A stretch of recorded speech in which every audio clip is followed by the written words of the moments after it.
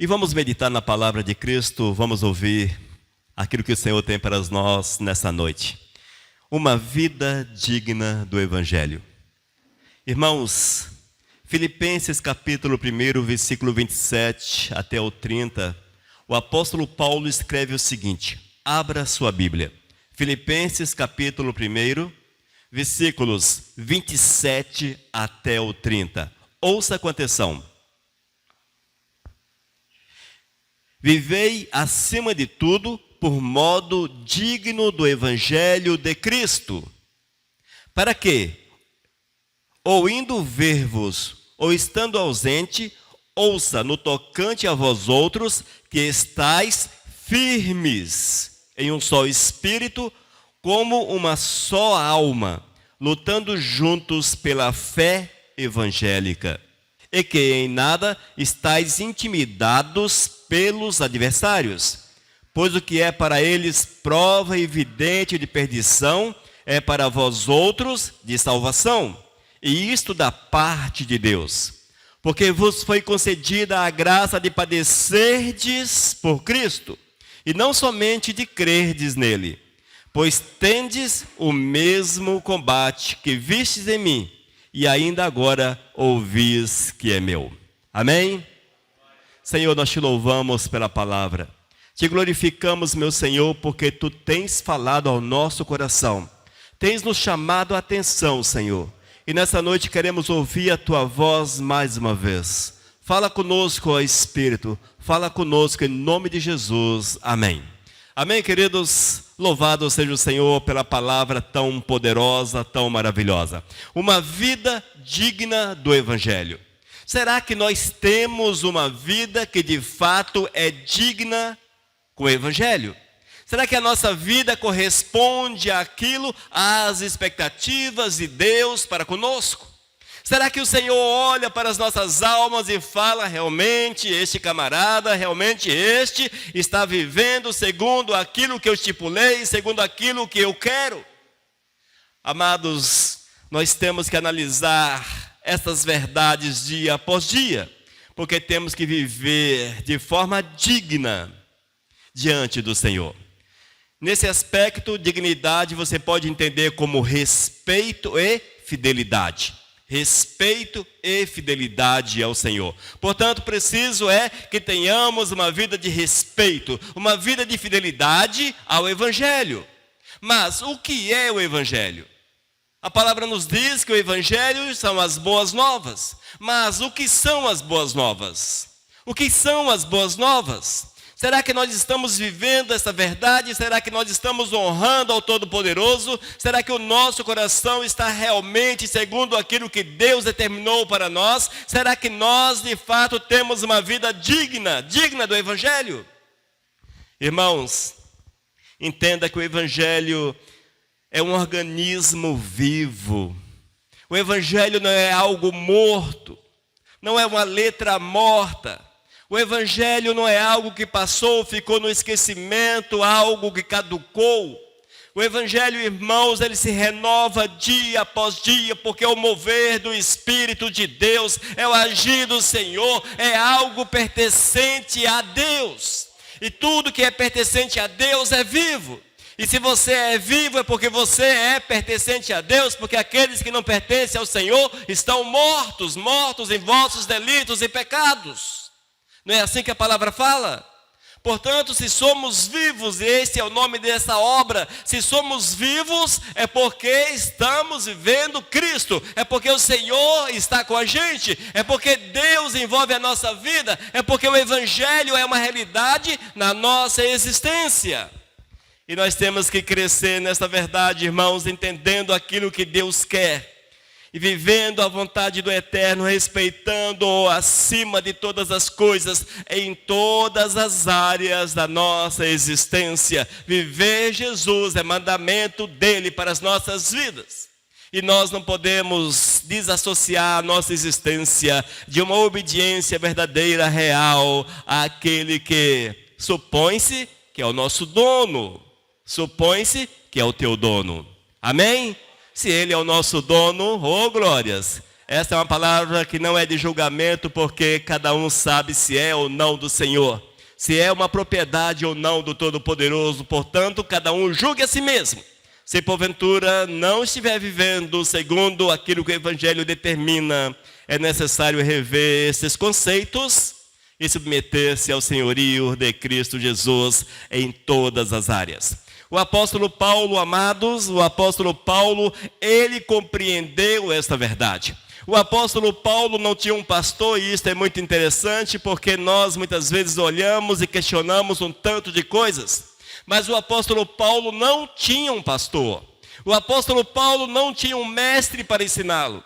Na verdade, amados, ele disse o seguinte, que ele evitou andar com os apóstolos. Olha só, há um texto bíblico que ele nos dá a entender que ele evitou estar juntos com os demais apóstolos. Ele teve uma experiência pessoal profunda com Deus, ele ouviu do Senhor, ele entendeu a mensagem, o Espírito Santo moveu na vida daquele homem de uma forma grandiosa, poderosa, deixando-nos um exemplo que é possível que tu sejas movido, um agente nas mãos do Eterno para fazer a obra a exemplo do apóstolo. Tudo isso é possível, irmãos, desde que você haja conforme agiu esse homem. E ele compreendeu a verdade do Eterno e ele ensinou essa verdade por onde quer que passava. E ele falava que era preciso firmeza nos princípios de Deus. Era preciso firmeza, sermos firmes, inabaláveis, sermos firmes nos princípios do amado Senhor. E nesta palavra de hoje eu quero chamá-lo a atenção exatamente para estes princípios, para que nós possamos observar verdades que são reais, verdadeiras, indispensáveis ao nosso dia a dia. Nós temos que analisar, amados, aquilo que o Senhor tem para cada um de nós e desenvolvermos uma vida digna do Evangelho de Cristo. Porque esse Evangelho está acima de todas as coisas. No versículo 27, Filipenses capítulo 1, o apóstolo diz, vivei acima, veja, vivei acima de tudo por modo digno do Evangelho. Veja que interessante, amados. Acima de tudo, nada pode ser maior do que a verdade do Evangelho. Nada pode sobrepor o Evangelho de Cristo na nossa existência. A recomendação do apóstolo à igreja de Filipos, uma cidade pequena, mas ele esteve ali na sua segunda viagem, plantou o Evangelho, a igreja nasceu, o Espírito Santo fez aquele povo reunir-se como igreja, ele ali ensinou aqueles amados como deviam portar-se, e nesta carta ele reitera a necessidade da igreja colocar o Senhor acima de todas as coisas. Deus precisa estar acima de tudo na nossa vida. Será que Deus está acima de todas as coisas na nossa existência, amados? Será que o Senhor, queridos, é o soberano sobre a nossa vida? Será que Deus é o rei da nossa existência? Será que Deus domina por completo a nossa vida? Entenda, é o Evangelho acima de tudo. Nada pode ser maior, nada pode ser superior ao Evangelho na nossa existência. Versículo 27 diz, vivei acima de tudo por modo digno do Evangelho de Cristo. Oh, glórias! Mas, irmãos, o que é o Evangelho? O Evangelho são as boas novas, a mensagem de salvação. E o que são as boas novas, amados? É a mensagem que proclama a morte, a ressurreição de Cristo, para a salvação de todo aquele que nele crê. Se você não sabe o que é o Evangelho, eis o resumo. O Evangelho é a proclamação da morte e ressurreição de Cristo. Oh, glórias! Para a salvação de todo aquele que nele crê. Esta é a verdade do Evangelho. E nós temos que entender a simplicidade dessa mensagem. A simplicidade, no entanto, a profundidade desta palavra. Porque aparentemente ela parece que é rasa. que não é possível mergulhar nessas verdades. Mas quando você entende, amados, que o Evangelho, a mensagem das boas novas, é proclamar a morte de Cristo. Veja, isso significa que o Senhor nos amou de uma forma tão grande, tão maravilhosa, que deu a sua vida por nós, e antes de dar a sua vida por nós, Ele entregou a sua soberania por nós. Haja vista que Ele tornou-se homem, submeteu-se a todo aquele processo que nós já conhecemos e culminou com a morte.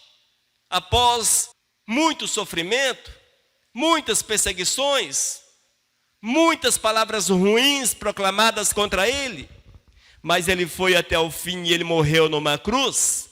No entanto, amados, se Cristo tivesse ficado sepultado naquela caverna, certamente vã seria a nossa fé. Mas não é assim, porque a palavra diz que Ele ressuscitou.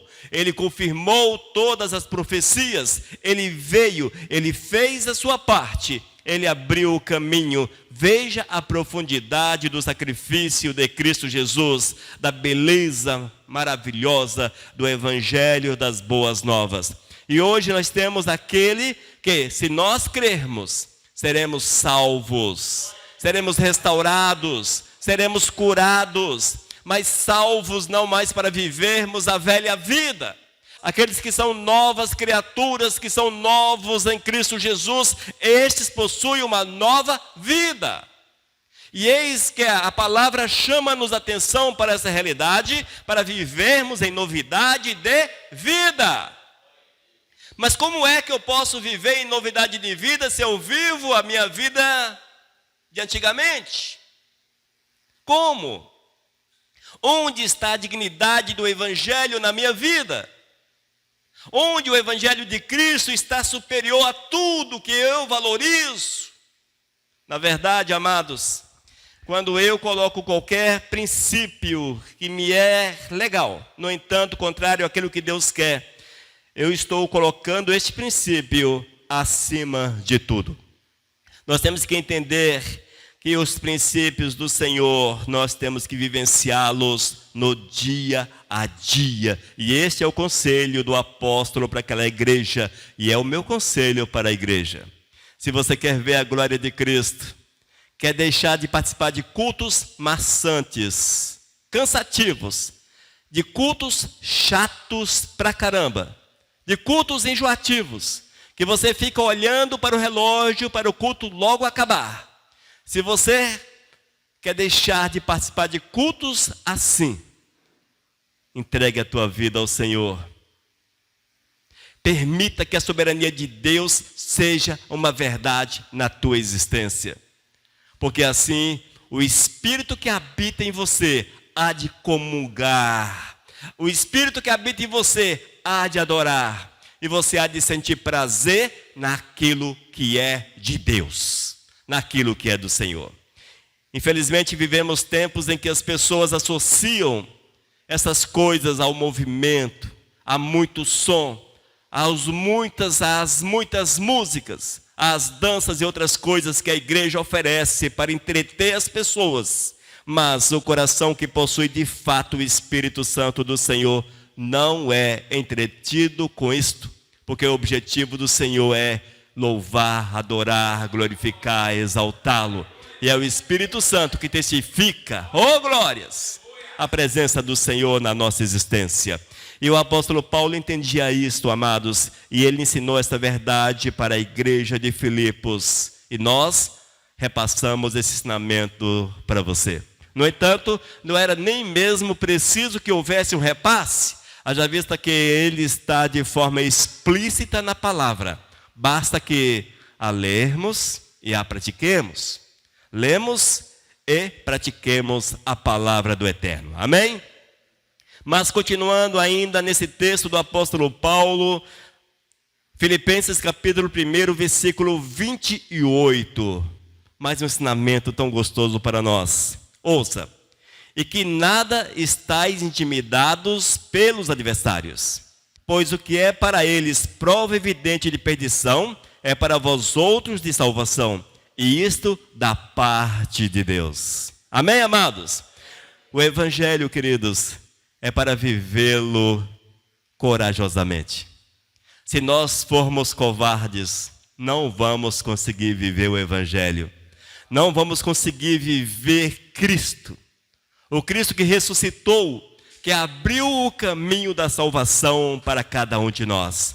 O Evangelho, irmãos, é para os fortes, para os corajosos, para aqueles que amam a Cristo, para aqueles que morreram para si mesmo, para aqueles que entenderam que esse mundo é passageiro, que as coisas desse mundo são passageiras, que elas não frutificam para a vida eterna, que não são valorosas, que são, na verdade, oh meu Deus, pedras em nosso caminho em relação ao Todo-Poderoso, pedras que fazem muitos tropeçarem, mas aqueles que entendem a mensagem do Evangelho, que abraçam a salvação de Cristo, estes amados, eles são como águias, voam como águias. Oh, glórias!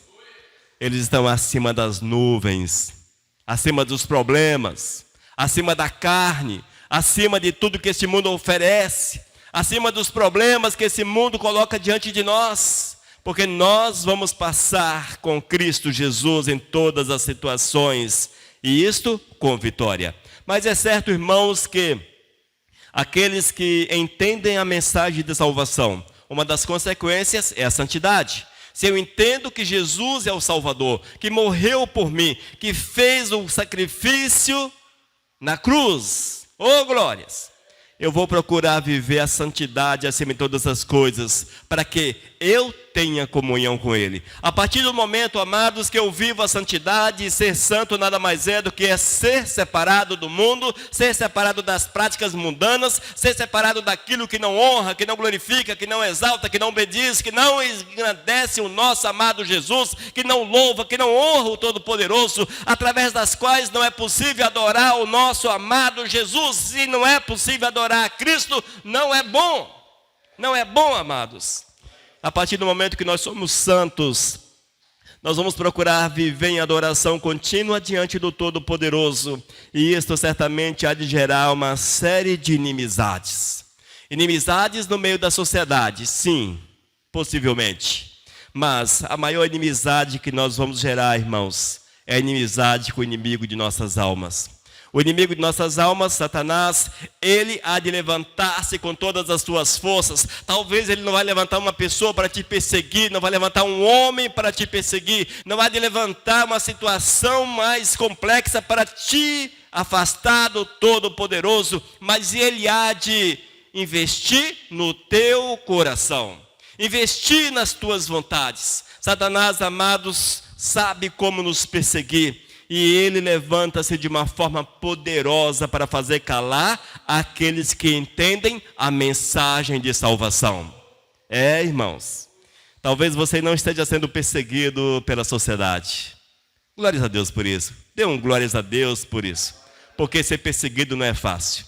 Mas, será que o teu coração não é, oh meu Deus, o teu calcanhar de Aquiles deixou de ser coração e tornou-se um calcanhar? Será que você não sofre tantas dificuldades na tua caminhada com o Senhor porque o coração velho, ele puxa você para trás? O coração te faz sentir prazer naquilo que não é de Deus. O coração te faz envolver-se com aquilo que desagrada o Todo-Poderoso. Será que o teu coração não é mau? A Bíblia já diz que o coração é enganoso. Nós temos que trazê-lo sob controle, dominado pelo Espírito de Deus. Mas será que o teu coração não maquina, não planeja o mal? Será que o teu coração não olha para as coisas ruins e alegra-se nas coisas ruins? Será que o teu coração não tem aquela tendência em abraçar esse mundo velho? Veja, nenhuma perseguição, tudo de boa. Ninguém levantou-se contra você, ninguém te xingou por seguir a Jesus, ninguém jogou uma pedra em você por seguir a Jesus. Ninguém atacou o seu carro, a sua casa, ninguém apedrejou o seu carro, a sua casa, ninguém fez nenhum tipo de acepção com relação à tua fé. Às vezes nós queremos, amados, que as perseguições sejam desta forma.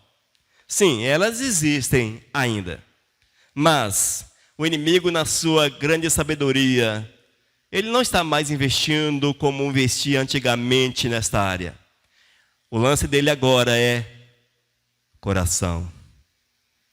A mensagem de Satanás é aquela que acalenta o coração das pessoas. E isso está cada dia mais visível diante de nós. Nós vemos, amados, que a igreja esfria-se. O amor há de esfriar-se nos últimos tempos, é profecia. E nós vemos que a igreja esfria-se. Mas o que é a igreja? A igreja somos nós. Igreja nada mais é do que a congregação de pessoas. E vemos, amados, que as pessoas se congregam, mas não com aquele objetivo salutar de colocar o evangelho acima de tudo. A igreja se reúne hoje com tanto de objetivos que só a misericórdia, objetivos até escusos. A igreja se reúne em busca da cura. Veja, não busca Deus, busca a cura. A igreja se reúne atrás das bênçãos, não busca Deus, busca as bênçãos. A igreja se reúne atrás da fama, não busca Deus, busca a fama. Eu sou da igreja tal, igreja tal, poxa, igreja tal, legal. Vê, as pessoas hoje estão vivendo dessa forma. Ou quando tem um líder famoso, um superstar, as pessoas se espelham nesse líder. Eu sou liderado pelo apóstolo, eu sou liderado pelo pastor, pelo bispo, sei lá, tanta coisa que inventaram hoje. Eu sou liderado por eles. Olha só o que o coração deseja. Mas o coração já não deseja chegar no templo, colocar-se de joelho diante do Eterno e falar para o Senhor: Deus, aqui está a minha vida, eu quero viver a tua verdade, eu quero te amar, eu quero ser teu, eu quero cada dia mais fazer a tua vontade. Senhor, eu quero viver o evangelho acima de tudo. São raros os corações, amados, que querem isto. Evidentemente que eu não estou olhando para vocês e fazendo um julgamento de forma alguma, porque cada um julga a si mesmo e eu julgo a mim mesmo. Mas é preciso que haja esse despertar e este cuidado com o tal do coração, porque ele é enganoso. E eis aí as nossas maiores perseguições. E é preciso, amados, coragem para bater de frente contra o coração. É preciso coragem para batermos de frente contra o coração, porque ele é forte.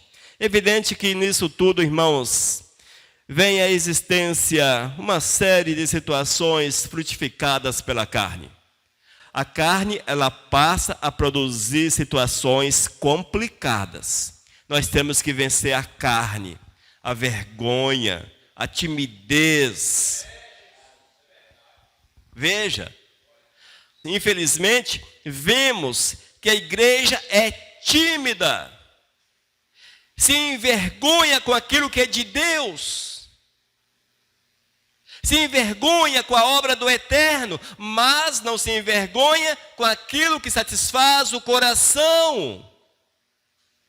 Vê como são as coisas.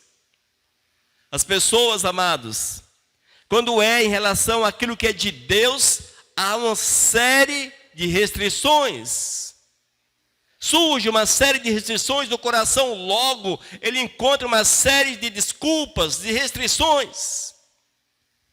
Mas, quando é para andar segundo o velho coração, não há restrições.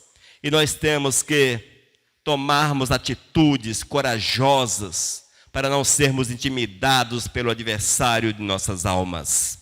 E Paulo mostra-nos que Deus dá a vitória aos fiéis.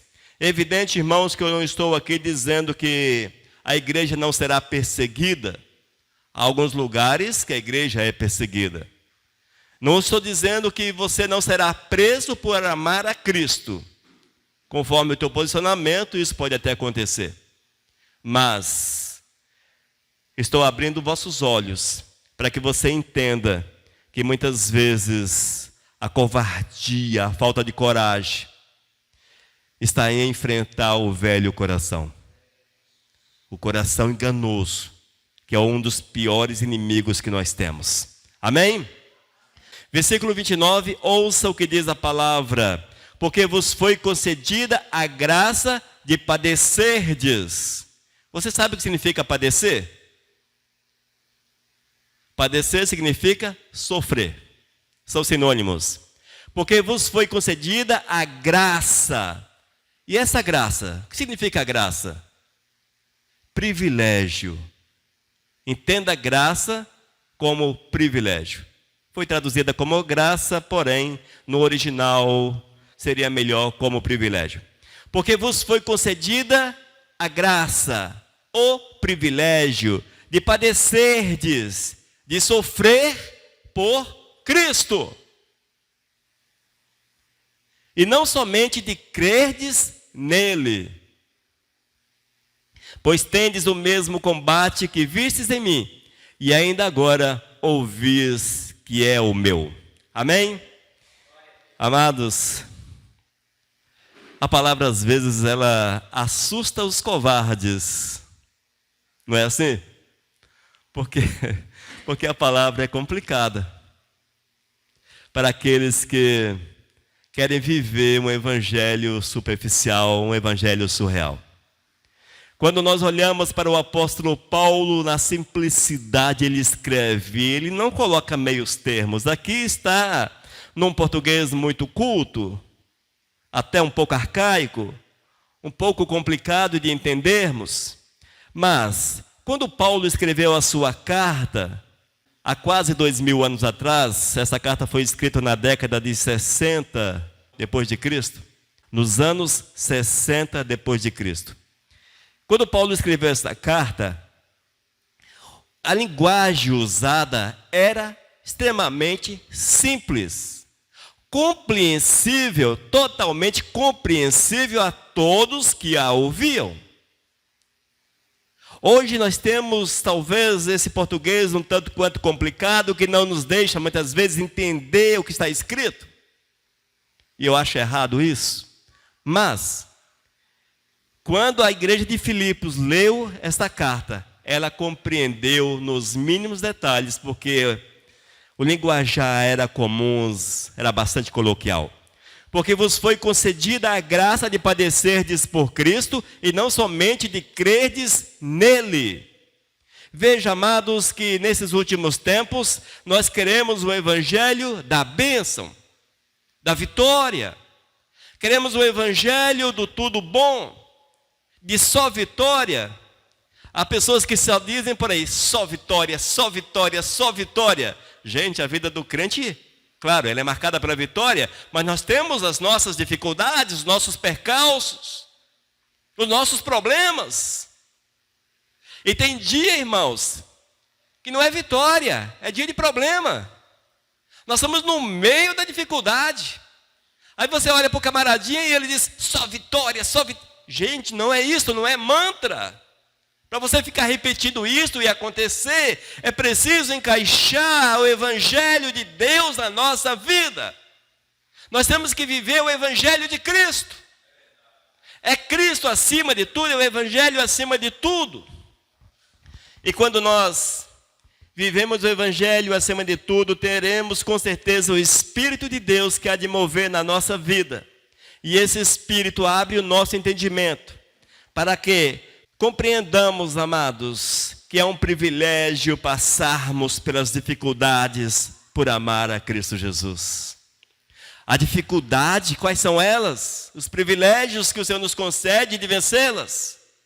Muitas vezes a dificuldade é exatamente em controlar o velho coração, em controlar o velho coração, de dizer não para o coração, de possuirmos uma palavra chamada não na nossa vida, para que nós possamos fazer uso dela em determinados momentos, é não e não e não.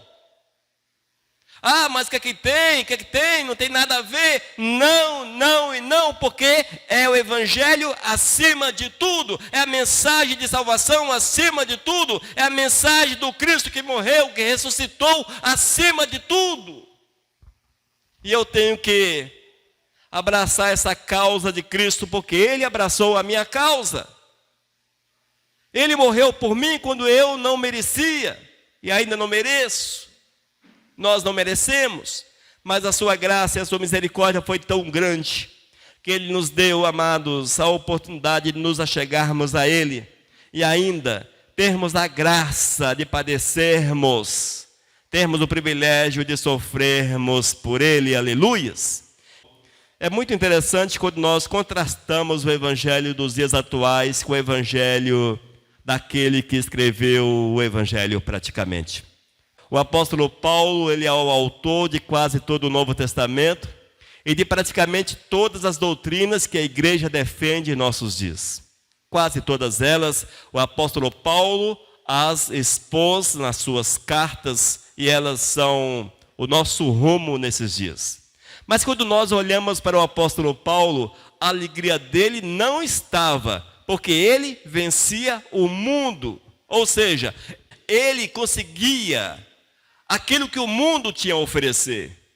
Quando nós olhamos para o apóstolo Paulo, vemos que ele diz que dia após dia o que aguardava era as dificuldades, as perseguições, as prisões. Aquele homem sofreu, ele padeceu por Cristo. Ele teve o privilégio de padecer, de sofrer por Cristo, e ele ensina-nos isso. Ou seja, amados, se o apóstolo Paulo passou por essas dificuldades, não será muito diferente conosco. É impossível, porque o evangelho é o mesmo. Na verdade, nós vivemos um evangelho que foi esboçado por ele. Como é que eu posso ter uma vida diferente? E posso dar liberdades ao meu coração? O coração há de levantar-se. E tem levantado. E tem levado muitos a afastar-se da verdade do evangelho. Tem deixado muitos, amados, afastados da presença de Cristo Jesus. O coração, ele é enganoso. E o coração, ele tem um jeitinho brasileiro, que faz o homem errar o caminho, sem que ele sinta culpa, sem que ele sinta-se culpado de deixar o evangelho em segundo plano e seguir os seus próprios passos. Irmãos, o Senhor quer que vivamos segundo a vontade dEle. E se porventura passamos pelos sofrimentos, entenda que é um privilégio passarmos por eles. Mesmo que não sejam as prisões da vida, mesmo que não sejam os troncos pelos quais passou o apóstolo, mesmo que não sejam as pedradas que ele levou, mesmo que não sejam aquelas situações complicadas, mas entenda que teu maior inimigo é o teu coração, e um coração insuflado, trabalhado pelas trevas, pelo inimigo de nossas almas. Fiquemos atentos com relação à carne. Quando me refiro a coração, amados, a carne em si, a velha natureza. Fique atento à velha natureza. Ela só te puxa para o pecado, para a lama. Amém? Oh, glórias! Uma vida digna do Evangelho. Oh, glórias! Viva os princípios de Cristo. Eles são simples, são indispensáveis. O Evangelho é real, é verdadeiro e nós necessitamos dele. E a partir do momento que compreendemos esta verdade e abrimos mão da nossa vida para vivermos Cristo, seremos revestidos de coragem e de poder pelo Espírito Santo de Deus. Poder para falarmos de Cristo, para testemunharmos do Senhor. E no meio das lutas, entenderemos que somos privilegiados, porque Deus nos amou, nos chamou para uma nova vida. E o conselho que Paulo nos dá é que não desistamos de Cristo. Não desistamos de Cristo. Nós precisamos absorver essa palavra, Absorva esta palavra. Não desista de Cristo Jesus jamais. Amém? O Senhor tem o melhor para você. O Senhor quer te restaurar, quer te curar. Deus quer te levar para o céu, para estar perto dEle. Mas enquanto nessa terra, o privilégio de amá-lo e de viver a sua verdade acima de todas as coisas. Vivei acima de tudo por modo digno do Evangelho de Cristo. Oh, glórias! Amém, amados? Vamos orar?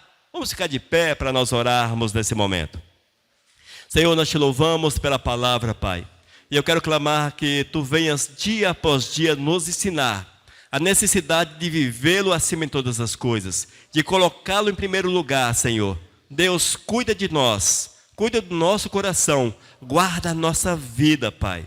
E que essa palavra seja, meu Senhor, usada por Ti para despertar muitos, para abraçar a Tua causa, arrependidos confessarem os seus pecados e voltarem-se para Ti. Senhor Deus, trabalha as vidas, tem misericórdia, Senhor. Age nas almas com misericórdia, em nome de Cristo Jesus. Amém. Amém, queridos? Deus nos abençoe e que vivamos a verdade de Cristo a cada instante, a cada minuto.